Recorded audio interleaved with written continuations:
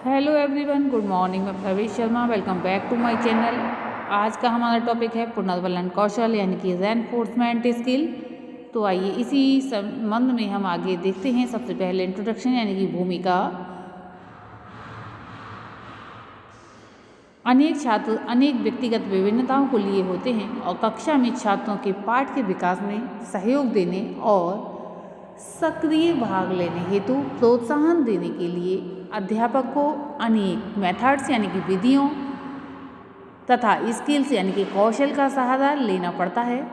अध्यापक यानी कि टीचर का ये व्यवहार जिससे छात्रों को पाठ के विकास में भाग लेने हेतु एवं प्रश्नों का सही उत्तर देने एवं सही विचार व्यक्त करने हेतु प्रोत्साहन प्राप्ति ही एक तरह से पुनर्वलन कहलाता है। तो हम देखेंगे यहाँ पर कि पुनर्वलन है क्या। सीखने में पुरस्कार एवं दंड के नियम पर वह कौशल आधारित है। शिक्षक छात्रों के सही उत्तरों की प्रशंसा करते हैं, छात्रों को प्रोत्साहन के साथ उनकी अनुक्रियाओं के सही या गलत होने की जानकारी देते हैं। यदि शिक्षक ऐसा करने में असफल रहते हैं तब छात्र अपनी अनुक्रियाओं में उत्साह नहीं दिखाते हैं। कक्षा अध्यापन में शिक्षक और छात्रों के मध्य ऐसी क्रिया जिसमें शिक्षक छात्रों को अनुक्रिया करने के लिए प्रोत्साहित करता है, इसे ही पुनर्वलन कहा जाता है। इस संबंध में अनेक विद्वानों ने अपने अपने विचार व्यक्त किए हैं, जिसमें सबसे पहले हल महोदय जो कि एक मनोवैज्ञानिक हैं, उन्होंने लिखा है कि पुनर्वलन एक ऐसा या कहीं पुनर्वलन एक प्रकार का पारितोषिक यानी कि रिवार्ड है। ये एक उद्दीपक है, विशेष अनुक्रियाओं की संभावनाओं को परिवर्तित करने की क्षमता रखता है तथा एक अनुक्रिया के द्वारा पुनर्वलन प्रदान किया जा सकता है। इसका अर्थ यह है कि यह एक विशेष उद्दीपक के लिए हुई है। तो हम जानेंगे कि पुनर्वलन कौशल यानी कि रेनफोर्समेंट स्किल।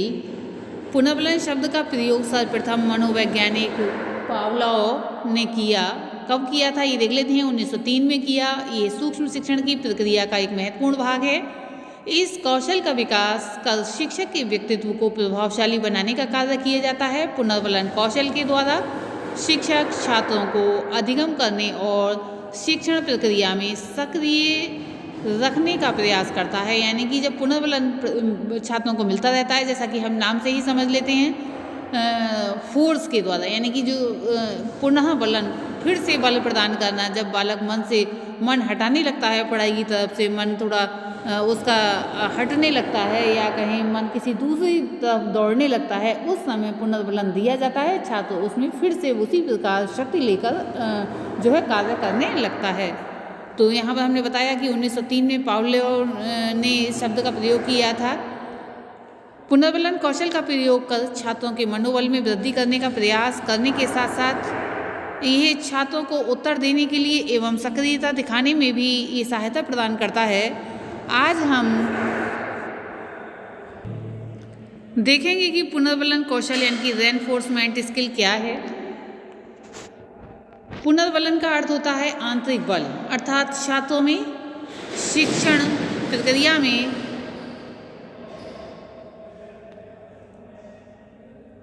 आंतरिक बल अर्थात छात्रों में शिक्षण प्रक्रिया में रुचिपूर्ण भाग लेने के लिए उन्हें बल देना अर्थात उन्हें प्रेरित करना, जिससे छात्र अनुक्रिया कर सकें। इसमें पुनर्वलन उद्दीपन का कार्य करता है और इस उद्दीपन हेतु छात्र उचित अनुक्रिया करते हैं। पुनर्वलन कौशल द्वारा छात्रों के मनोबल और उनके आत्मविश्वास में वृद्धि करने का कार्य किया जाता है।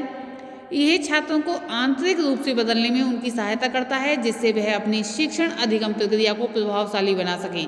इसके द्वारा छात्रों में सकारात्मक सोच का भी विकास होता है।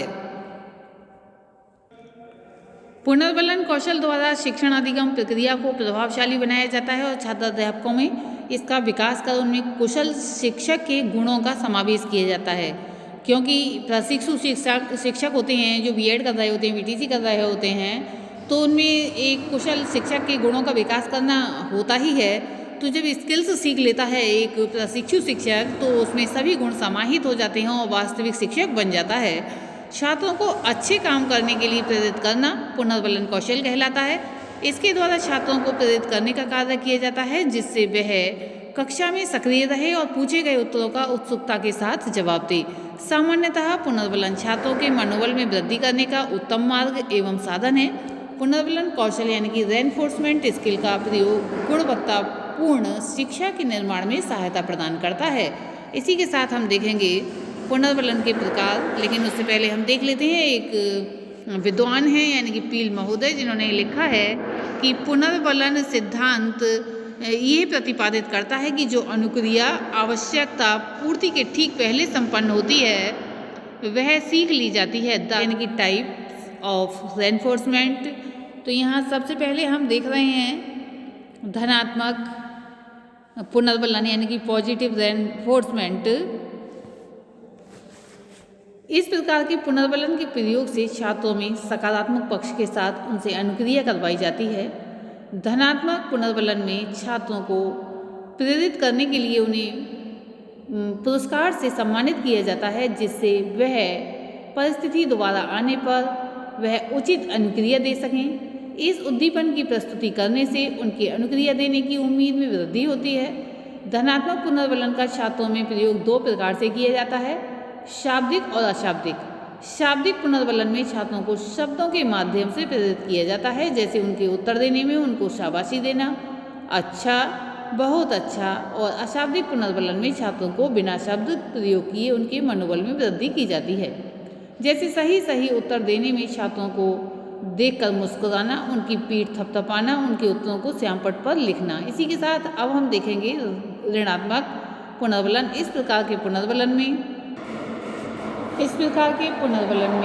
यानी कि जो आप यहाँ बताया जा रहा है ऋणात्मक पुनर्बलन में, इस प्रकार के पुनर्बलन में छात्रों की ऐसी अनुक्रिया को रोकने का प्रयास किया जाता है जो उनके शिक्षण अधिगम में प्रक्रिया के लिए हानिकारक होती हैं, जो उनके शिक्षण अधिगम प्रक्रिया के लिए हानिकारक होती हैं, और साथ ही छात्रों का ऐसे व्यवहार जो उनके शिक्षण में उनको हानि पहुँचाने का कार्य करता है।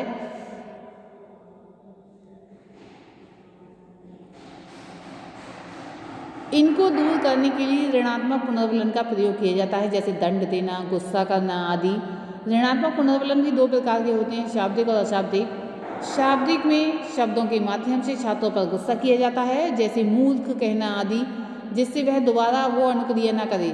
अशाब्दिक में बिना शब्दों का प्रयोग किए अनुक्रिया को रोकने का प्रयास किया जाता है, जैसे आंखें दिखाना, गुस्से से देखना, किताब पटकना इत्यादि। अब हम देखेंगे पुनर्बलन कौशल यानी कि रेनफोर्समेंट स्किल के प्रयोग में क्या क्या सावधानियां बरतने की आवश्यकता होती है।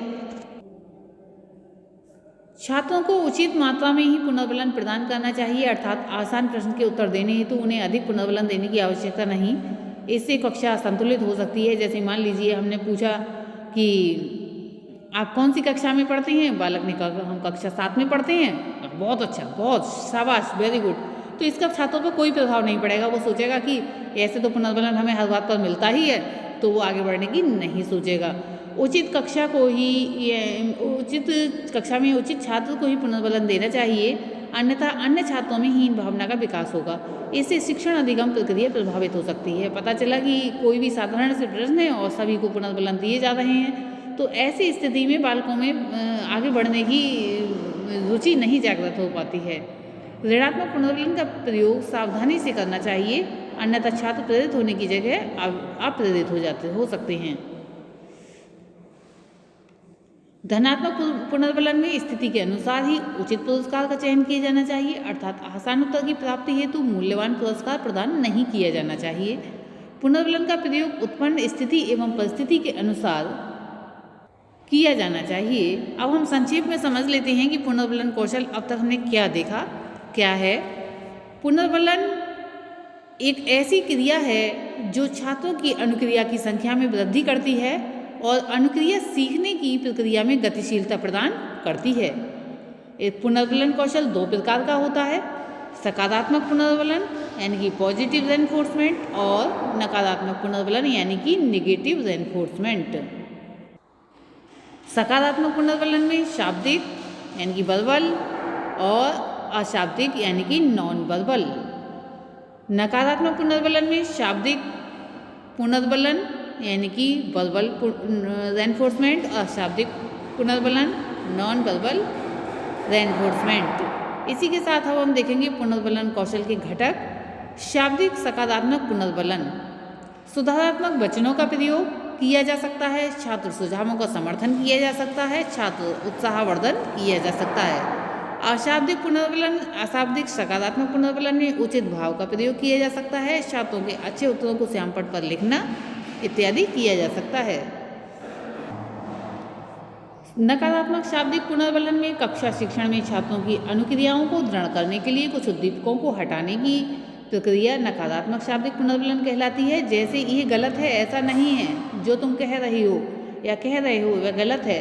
अब नकारात्मक शाब्दिक पुनर्बलन क्या होता है? नकारात्मक शाब्दिक पुनर्बलन का प्रयोग छात्रों की गलत अनुक्रिया अथवा प्रत्युत्तर शब्दों का प्रयोग किए बिना भावों के माध्यम से नकारात्मक पुनर्बलन का प्रयोग किया जाता है, जैसे गुर्राना, आंखें तदेरना इत्यादि।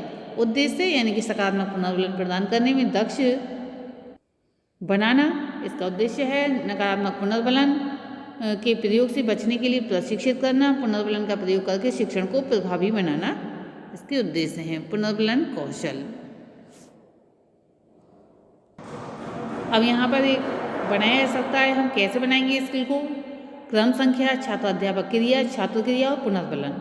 अब यहाँ पर जो लिखा हुआ है हम देख रहे हैं, क्षेत्रफल की दृष्टि से भारत का सबसे बड़ा राज्य है, तो यह राजस्थान दे दिया। तो अच्छा, इसकी जगह गृह विज्ञान का हो सकता है, विटामिन सी किस फल में पाया जाता है, तो यहाँ आ जाएगा नींबू। तो यहाँ अच्छा ठीक है, इस प्रकार का पुनर्बलन दिया जा सकता है। पुनर्बलन कौशल के घटक कौन कौन से हो सकते हैं? तो यहाँ देखेंगे घटक सकारात्मक के पुनर्बलन के घटक। मौखिक अभिव्यक्ति हो सकती है, यहाँ पर देंगे अच्छा, सामान्य, संतोषजनक, बहुत अच्छा। सबसे पहले सर्वोत्तम, बहुत अच्छा, अच्छा, सामान्य, संतोषजनक ही लास्ट में चलेंगे। इस साइड नंबर पढ़ते जाएंगे। मौखिक सकारात्मक, सकारात्मक हाव भाव द्वारा पुनर्बलन। अगर सर्वोत्तम है तो 1 2 3 इस तरह से चल सकते हैं, कहीं अपोजिट भी चलते हैं, 6 5 4 3 2 1 में भी चलते हैं, जिस प्रकार से भी दिया जाए। समीप जाकर पुनर्बलन देना, छात्रों के विशेष उत्तर का प्रयोग करते हुए पुनर्बलन प्रदान करना। नकारात्मक पुनर्बलन में कहेंगे नकारात्मक हाव भाव द्वारा पुनर्बलन देना, अनुपयुक्त स्थान पर पुनर्बलन का उपयोग न करें, ऐसा समझ लेना चाहिए। हम यहाँ पर एक पुनर्बलन कौशल की निरीक्षण सूची देख रहे हैं, जहाँ पर पूरा बना हुआ है। यहाँ पर निरीक्षण सूची का प्रारूप, दिनांक, कक्षा अध्यापक यानी छात्र अध्यापक का नाम, प्रकरण क्या है, निरीक्षण, समय, कक्षा और विषय। पुनर्बलन कौशल के तत्व कौन कौन से हो सकते हैं? अंकन आवृत्ति मिनट में की जाएगी। यहाँ पर संख्याएं हम देख रहे हैं। सकारात्मक शाब्दिक प्रबलन भी पुनर्बलन के लिए कहा जाता है, रेनफोर्समेंट के लिए। पुनरावृत्ति एवं पुनर्व्याख्या, अतिरिक्त शाब्दिक संकेत, सकारात्मक अशाब्दिक संकेत, छात्रों के उत्तर श्यामपट्ट पर लिखना, नकारात्मक शाब्दिक प्रबलन, नकारात्मक अशाब्दिक प्रबलन और प्रबलन का गलत उपयोग कितना किया गया, प्रबलन का अनुपयुक्त उपयोग कितना किया गया। पुनर्बलन कौशल की मूल्यांकन सूची, इसमें भी रहता है दिनांक, छात्राध्यापक का नाम, पाठ, पर्यवेक्षक, समय और कक्षा। प्रत्येक घटक के सामने उस घटक की आवृत्ति का मूल्यांकन अंकित किया जाता है। इसी प्रकार से इसमें जो पुनर्बलन कौशल के तत्व होते हैं, सकारात्मक शाब्दिक प्रबलन, पुनरावृत्ति एवं पुनर्व्याख्या, अतिरिक्त शाब्दिक संकेत, सकारात्मक अशाब्दिक संकेत, छात्रों के उत्तर श्यामपट्ट पर लिखना, नकारात्मक अशाब्दिक प्रबलन, प्रबलन का गलत उपयोग, प्रबलन का अनुपयुक्त उपयोग। तो ये अनुस्थितियाँ दी गई हैं 0 से 1 तक, बिल्कुल नहीं, सामान्य, 2 3 4, बहुत अधिक, 5 और 6। तो आज की इस वीडियो में हमने पुनर्बलन के विषय में देखा। आज के लिए इतना ही, धन्यवाद।